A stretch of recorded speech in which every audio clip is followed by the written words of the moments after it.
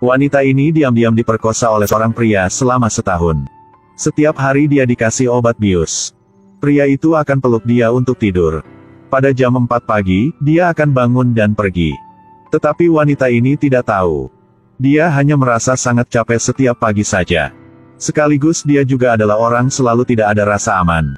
Dalam rumah, dia selalu simpan barang dari pria seperti kaos kaki dan sepatu. Pada hari itu, dia keluar dan menemukan kunci dibuka.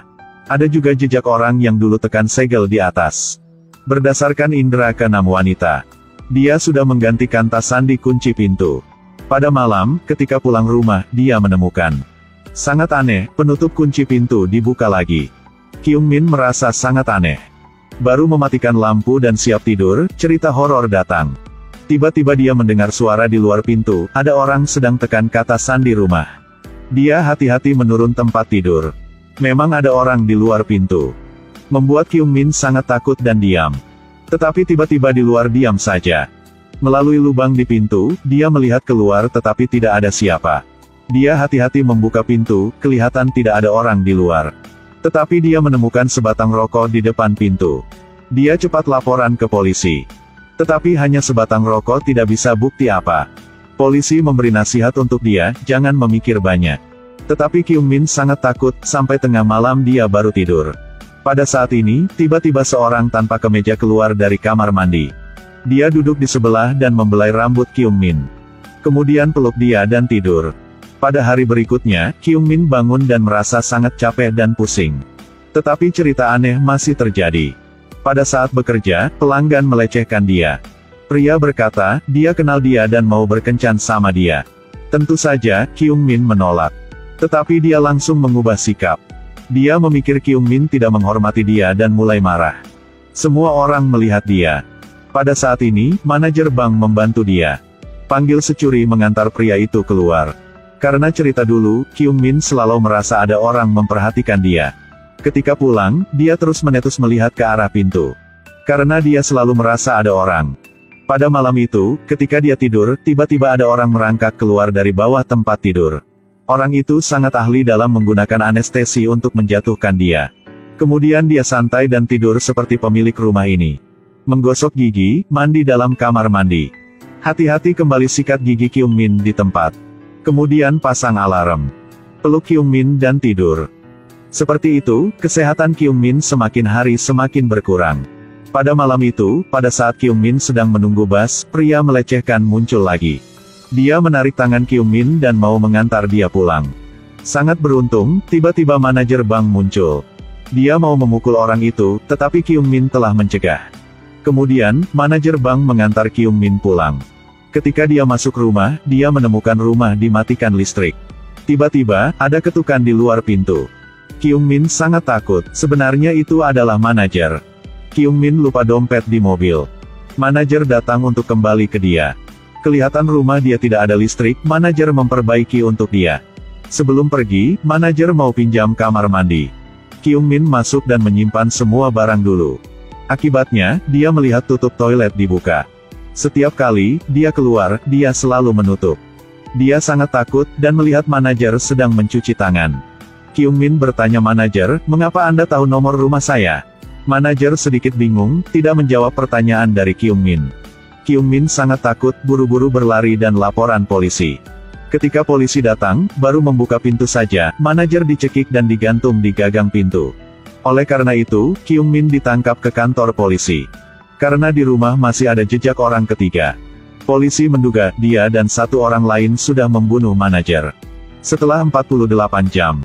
Karena tidak cukup bukti sehingga dia dibebaskan. Kyung Min merasa tempat ini sangat menakutkan jadi dia pindah rumah.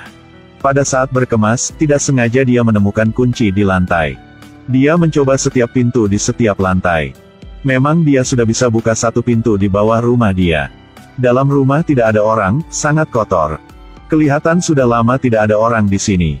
Kartu bank di atas meja menjadi satu-satunya petunjuk. Dia memanfaatkan hubungan di bank untuk mengetahui bahwa pemilik rumah adalah seorang gadis. Sekaligus, setiap malam pada jam 8. Selalu membayar 3.200 won di satu toko 24 jam. Oleh karena itu, dia dengan sahabat datang ke toko itu. Memang ada seorang gadis membayar 3.200 won. Berdua orang memutuskan untuk mengikuti diam-diam. Akibatnya, mereka mengikuti sampai pertigaan jalan. Kyung-min dan sahabat harus memisah untuk mencari gadis itu. Akhirnya, Kyung-min melihat satu rumah sangat aneh. Kunci rumah itu sama dengan kunci rumah dia. Dia mencoba tekan kata sandi, tetapi salah. Dia siap pergi, tiba-tiba dia ingat kata sandi rumah dia. Dia coba tekan 1487. Tiba-tiba dibuka. Kyung-min hati-hati masuk rumah. Pemandangan dalam rumah membuat dia sangat kaget dan takut. Ada seorang wanita diikat di tempat tidur, tidak bergerak. Banyak tabung yang terpasang di tubuh dia. Kyung-min buru-buru menelpon ke polisi. Tetapi pada saat ini ada orang pulang. Kyung-min buru-buru bersembunyi di bawah tempat tidur. Pria itu mengeluarkan jarum suntik dan suntik ke wanita di tempat tidur. Dari mulut pria itu, Kyung-min tahu wanita ini adalah pemilik rumah di bawah rumah dia. Dan pria ini juga orang membunuh manajer. Mendengar sampai ini, Kyung-min sangat takut dan seluruh tubuh gemetar. Tiba-tiba HP pembunuh jatuh ke bawah. Sangat beruntung, dia hanya guna tangan untuk ambil saja. Ketika pembunuh pergi, Kyung-min baru merangkak keluar dari tempat tidur. Pembunuh kembali. Dia cepat bersembunyi di belakang pintu. Cerita lebih horor sudah terjadi. Wanita di tempat tidur telah dipotong dua kaki. Pada saat ini, di luar ada suara mobil polisi. Pembunuh datang ke jendela. Kyung-min cepat bersembunyi di bawah meja. Melihat pembunuh siap potong tangan wanita itu. Tiba-tiba botol kaca di ruang tamu jatuh. Pembunuh masih belum menemukan Kyung-min. Peluk ekor kucing dan kembali kamar untuk potong tangan wanita itu. Kyung-min buru-buru berlari keluar. Siap mau buka pintu, tiba-tiba dia ada telepon. HP Anda berdering, apakah perlu saya angkat? Pembunuh sudah menemukan Kyung-min, dia cepat keluar. Di jalan tidak ada orang. Pembunuh muncul di depan dia. Kyung-min berteriak untuk minta tolong tetapi tidak ada orang. Dia terus berlari. Akhirnya, dia bersembunyi di satu gudang. Setelah pembunuh pergi, dia baru keluar. Tiba-tiba pintu ditarik, Kyung-min sangat takut. Pada saat ini, sahabat membuat pembunuh jatuh. Pembunuh juga membuat dia jatuh. Sedangkan Kyung-min di sebelah sangat takut dan bingung. Sangat beruntung, mobil polisi datang, pembunuh langsung berlari. Polisi langsung menggeledah tempat kejadian perkara. Sangat cepat, mereka sudah melihat satu mayat di atap. Di tangan mayat itu ada satu kartu bisnis. Itu adalah kartu bisnis yang Kyung-min sudah memberi ke pria melecehkan itu. Polisi cepat tangkap pria melecehkan. Tetapi dia menolak, dia tidak membunuh orang. Sekaligus, dia berkata dia tidak bodoh ketika potong tangan orang lain. Polisi bertanya, saya tidak pernah bilang korban dipotong sampai meninggal. Bagaimana Anda tahu? Pria melecehkan bingung, seperti polisi sudah tahu apa. Tidak sengaja menyentuh jam tangan. Mungkin polisi sudah tahu dia adalah pembunuh. Dia keluar dan berkata dengan Kyung-min. Hanya tunggu hasil sidik jari dan DNA, kita bisa tangkap dia. Tetapi Kyung-min masih khawatir. Pada hari berikutnya, dia tetap pindah rumah. Sementara di sisi lain, karena DNA tidak sama, pria melecehkan itu dibebaskan. Sedangkan Kyung-min baru pindah ke rumah baru dan mendengar ketukan di pintu. Di luar, adalah suara dari si kurir. Kyung-min tidak membeli apa, mengapa ada kurir datang. Oleh karena itu, dia melihat jendela untuk memeriksa kurir. Setelah membuka dus, dalam itu ada HP yang sudah jatuh di rumah pembunuh. Sekaligus dalam HP itu banyak foto saat Kyung-min sedang tidur. Dia sangat kaget dan takut, sahabat sedang menelpon ke dia. Di sana ada seorang pria muncul. Lebih takut, dia sedang bersembunyi di kamar mandi. Selanjutnya, sahabat dia masuk. Dia semangat panggil nama sahabat. Tetapi tidak ada orang menjawab. Kyung-min cepat datang ke rumah sahabat. Pada saat ini, dia siap potong kaki sahabat. Kyung-min mengambil alat pemadam api untuk mendobrak pintu. Tiba-tiba di belakang muncul satu pria. Adalah pria melecehkan yang dibebaskan. Sangat beruntung, polisi datang dan selamat Kyung-min. Setelah buka pintu, hanya ada sahabat dia di tempat tidur. Pembunuh sudah berlari. Polisi berkata dengan Kyung-min, pembunuh telah rekam video ini 3 jam dulu. Beruntung, kaki sahabat masih ada. Dan tujuan terakhir adalah Kyung-min. Untuk minta maaf tentang kesalahan dengan Kyung-min. Polisi sudah membeli kamera untuk dia. Kyung-min pesan kamera ini di rumah dan dia bisa melihat semuanya.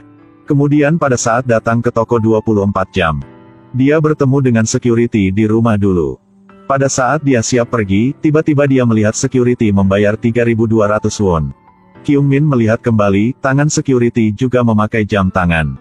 Dia buru-buru kembali rumah, pesan 5 kunci pintu. Pada saat ini, polisi telepon ke dia dan paksa dia di rumah saja, jangan keluar.